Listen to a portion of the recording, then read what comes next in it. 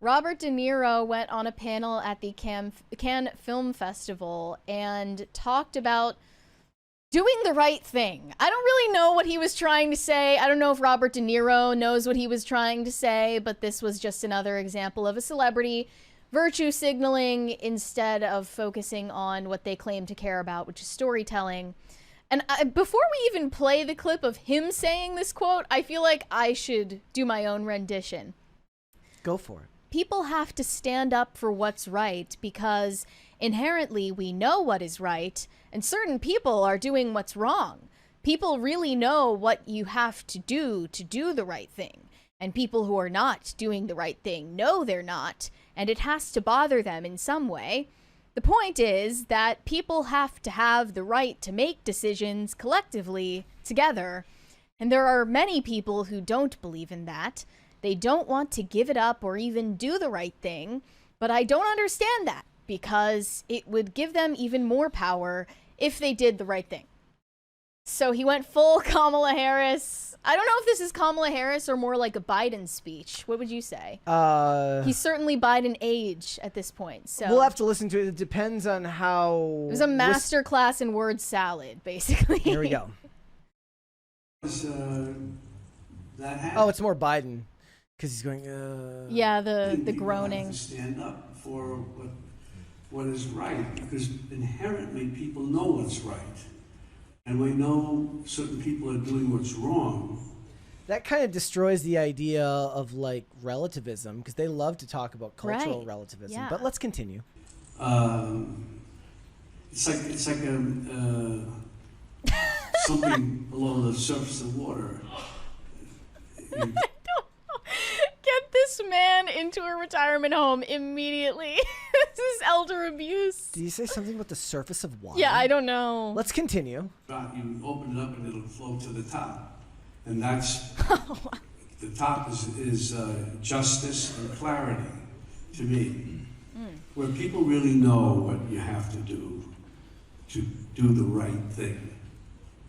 And people who are not doing the right thing, they know they're not. They know. And I know it has to bother them in some.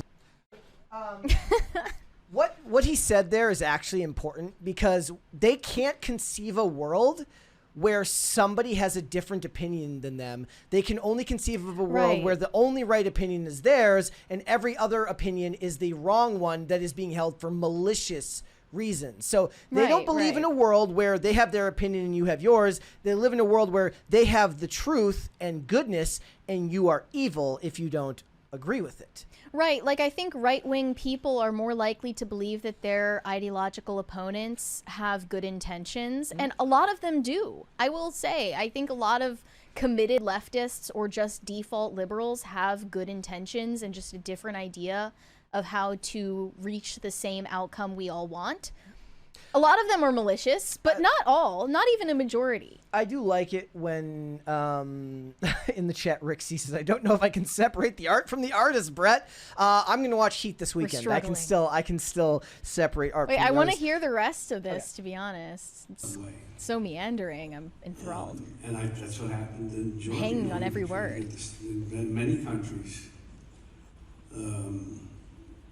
You got people, I'm not so sure if I can say, but the tyranny of a few who take over and control everybody else. You lost the popular vote. Assuming he's talking about America. And if they're good people, benevolent, that's okay. It's still a dictatorship or autocracy or a kingdom or whatever you want to call it. The point is that people have to have the right to make decisions collectively together. And there are many people who don't believe in that. They just remember when I said earlier that they don't like the idea of individualism? think, especially when they have power, whether it's money power or political power, and they don't want to give it up, and they don't want to even do the right thing, which would give them more power. What? What is the right thing, and how does it give them more power? I think he started off with a point that he was approaching and just kind of lost it on the way. Yeah. In a Biden-esque fashion.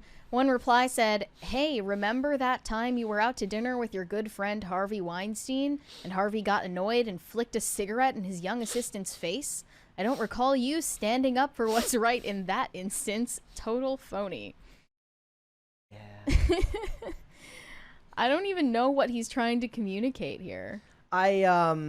I mean, I disagree with most of what he said because they do believe that they are right and that everybody else is wrong, rather than believing that two people can look at an issue. I kind of like what Phil says when he talks about leftists are more likely to believe in the government's ability to solve their problems, whereas people on the right are more likely to believe that it's their own responsibility to solve their problems and make a good life for themselves, which brings people down to opposite sides of a very, very specific part of their belief system, which is how much of your life do you want to be interfered with by people, by government or by some type of entity. And actors, for the most part, tend to believe in the same type of collectivist thinking that I was talking about before, which is that they believe in the collective's leader, usually in this case the government, and their ability to control and fix all of the problems, even if we kind of understand that even if that was true,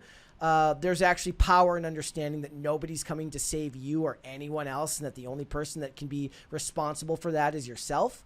And to me, that's oftentimes a very freeing thing to realize, as scary as it is that as soon as you start realizing that the world doesn't owe you anything and that nobody's coming to help you no matter what, no matter how much you'd like to, no matter how much your parents coddled you when you were younger, outside of a small section of the population, most people can only rely on themselves to make their world better. And I don't think that they find that to be something fair. I think that they kind of rail against that idea. And that's why they get so upended about the idea of government power, because they don't believe in a world where you can be responsible for your own actions anyways. Well, Hollywood wants to be a form of soft power, and they know that, and well, they openly admit that. And they are. They openly admit that they are a tool for propaganda, and that's why they believe in the importance of storytelling. Yeah. But the ultimate point here is boiled down in this reply. Bro, shut the F up and talk about the movie. Because I don't even know what the movie is. Yep. He's a babbling old fool, but he is undeniably a talented babbling old fool. Mm-hmm. And it's a shame that at a movie premiere or a film festival, no one is actually talking about the movies. Yep. And they're addicted to getting on their soapbox. Wes Anderson also had a moment mocking Donald Trump's plan for tariffs on Hollywood at one of his panels. Okay. I'm going to say he was giving us a plug or something. I was like, did Trump see it? The tariff, the tariff is fascinating because the 100% tariff, I never heard of a 100% tariff before. I'm not an expert in that area of economics. But I feel that means he's saying he's going to take all the money. That's not how that works. And then what do we get? So it's complicated to me. I also think, does it mean he's good at, can you hold up the movie in customs? I feel it doesn't ship that way. That part he's right about. The rest of it he's wrong about. So I just don't know. I'm not sure. I want to know the details first. So I'll hold off on my official answer. Probably should have gone the Tom Cruise route with this one and just waived the question. Did you see the post over the weekend about Trump telling Walmart to eat the tariffs? No. It was really funny because I was like, he's a genius. Within 5 minutes, he got leftists to defend capitalism. It was amazing. And that's true. They're like anything that Trump is against, they will be for it. Yep. Doesn't matter what the contradiction. He's right about the customs part, obviously, because movies aren't even classified as a good. They're classified as a service. You can tax anything at 100%, meaning that you'll have to pay the import fee, which means that if the movie costs a certain amount, you'll have to pay that much just to bring it in the country. Mm-hmm. But he's wrong about the rest of it. I mean, wasn't most of Trump's plan bluster? I don't think he's following through on it. I mean, I don't think so either. I think the whole thing is ridiculous. But the thing is Hollywood doesn't want tariffs anyways. What they want is tax breaks, and you should give them exactly 0 tax breaks. I also learned something interesting last week, which is like, so in California, their tax breaks don't even include actors, actresses, writers, or directors. It only applies to below the line workers. I see. So they don't even get the tax breaks on the big names. So the solution that you were proposing in your op-ed in Daily Caller was that the state governments should offer tax breaks if they want to incentivize the film industry in their own state, but the federal government should have nothing to do with it. Oh yeah, we've got enough problems here to figure out before we start giving them any amount of money at all. And there are a lot of states that do. The problem, what was the story? Somebody in the chat will know what I'm talking about. Rob Lowe was talking about how crazy it was that he hosts a game show that is cheaper to film in Ireland, to fly all of the contestants out to Ireland and film there than it is to just film it in the back lot at Warner Brothers. That's crazy. First of all, it falls under universal health care when you're out there. And the cost of doing it in America is so high, of doing it in the actual studios on the lot is so high that there's just nothing to be done. Yeah. Yeah. There were a few controversial guests at the Cannes Film Festival, and it pissed off a lot of people that Ezra Miller made an appearance. I mean, haven't seen him in a while. As long as the chairs were bolted to the ground, I think you're fine. I don't see him stopping for any photos. No. No flashes. Holy crap. Hold on. I almost got my ears exploded. Yeah, hold on. Muting. He's making a beeline to leave the red carpet because he doesn't want any pictures. He's wearing a fez. Why does he look like Dr. Disrespect for a second there? He looks crazy. He's giving Dr. Disrespect vibes. I didn't expect him to be making an appearance at any major Hollywood events. I did. Like, is he on any panel? I didn't see him doing any Flash, interviews. The Flash was like, what, 2023? Yes. Yeah, it's been long enough. People forgot that he Nobody was cares. single-handedly raising the crime rate in Hawaii. Yeah. And one response said, "Can banning types of dresses. Meanwhile, the abusers are always welcome."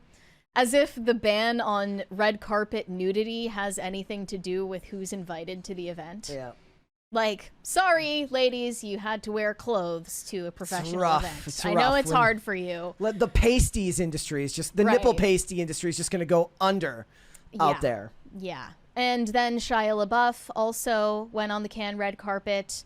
He was promoting his documentary that is about his acting school, which itself is mired in controversy. We might get to that later in this week. But one of the responses said, "Never have needed men to F off more. So Kevin Spacey gets an award. Shia LaBeouf has a new film about whatever the F. Abusive men in our society are never canceled. Honestly, I'm losing my mind." He kind of he's giving like mid-level Russian mob boss vibes here. I like the look. Yeah. Yeah. It's better than the paper bag. I think that's what I'm going to wear to my wedding. Right there. And if you're unaware, Shia LaBeouf was accused of sexual battery by a former girlfriend, FKA Twigs, and they were supposed to go to trial for that back in 2023. Got postponed again, I think. It got postponed like multiple times, so I don't know the outcome of any of that, but I believe those are the abuse allegations being referred to. Yeah. And it's true, Kevin Spacey received an award, but not from the Cannes Film Festival itself. At an adjacent event, he got an award for, what was it? It's a Lifetime Achievement Award for his decades of artistic brilliance, his enduring impact on cinema and the arts. Got it. Yeah. As I suspected, this isn't the Cannes Film Festival awarding Kevin Spacey, but rather a BS Star Effort Gala taking place in Cannes at the same time as the festival. Makes sense. So he hasn't been totally let back into the fold after his own allegations, but he's still working frequently. And yes, he never stopped working. He was working. I mean, he might have had like a small period of time where he wasn't getting work, but Europe was all too happy to put him back on the call sheet like almost immediately. This is why networking is important. Yeah. You make these friendships early on in your career. It doesn't matter what industry it is, but Hollywood is included in that. Yep, you never lose those friendships. Everybody hates nepotism until it works for them. People are always going to be loyal to the people who they were friends with, who gave them opportunities. What's It's you scratch my back, I'll scratch yours. He never did anything to me. Yeah, Kevin Spacey was always nice to me. Kevin Spacey never groped me. Yeah. You forget the trail of his accusers who just ended up mysteriously dead. Let's not talk about that. He was always nice to me. Thanks for watching. Listen to full episodes of Pop Culture Crisis on Spotify. Keep up with us on social media and make sure you subscribe and ring that bell so you never miss the show. Bye, guys.